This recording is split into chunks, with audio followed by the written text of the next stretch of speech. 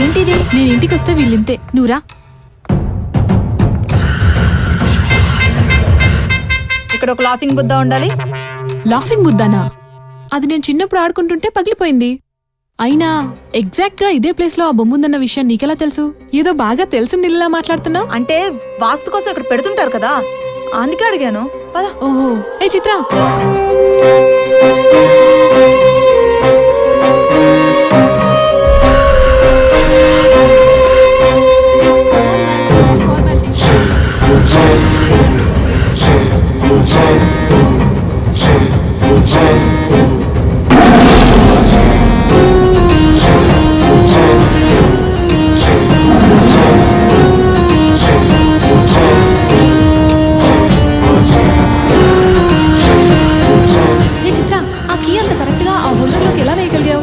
కొందరికి కొన్ని అలవాట్లు పుట్టుకతోనే వస్తాయి.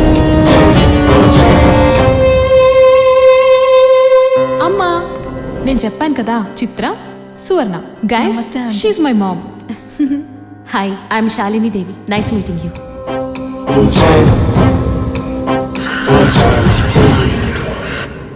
మీ గురించి అమ్మాయి చెప్పింది. తన్ని చాలా బాగా చూసుకున్నారని. నేను లేకుండా ఒక్కరోజు కూడా తను ఇప్పటిదాకా ఉన్నదే లేదు. అలా ఇన్ని రోజులుందంటే ఆశ్చర్యంగా ఉంది. మీ వాకింగ్ స్టైల్ చూశాను. మంచి రాజసం ఉంది తెలుసా మీలో? రాక్షసంగా ఉంటుందంటారే చాలా మంది. యద్భావం తద్భవతి. మనం ఎదుటి మనిషి గురించి ఎలా భావిస్తామో వాళ్ళు అలాగే కనపడతారు. ప్రేమను పంచుకోవడానికైనా పగని పెంచుకోవడానికైనా చూసే కళ్ళను బట్టే ఉంటుంది. మీ కళ్ళలోనే నా గురించి నేను చూశాను. ఆహా, ఏం చూశారు? మన తొలి పరిచయంలోనే మనం బాగా దగ్గరైపోయినట్టు.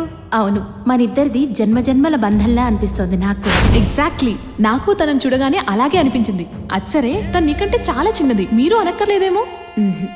పిలుపు అనేది వయస్సును బట్టి కాదు, వర్చస్సును బట్టి వస్తుంది. అవును చిత్ర, మీరు వైజాగ్ నుంచి వచ్చానని చెప్పారు. ఎక్కడి వైజాగ్, ఎక్కడి అమెరికా? 7 సముద్రాలు దాటొచ్చి ఏ సంబంధం లేని నా భర్త కోసం ఇంత తపన పడుతున్నారంటే మీ ఇద్దరి మధ్య ఏదో సంబంధం ఉంది. వైజాగ్ ఏంటి, చావు నుంచి లేచొచ్చైనా సరే రవివర్మ చావుకు కారణమైన వాళ్ళు పట్టుకుంటా.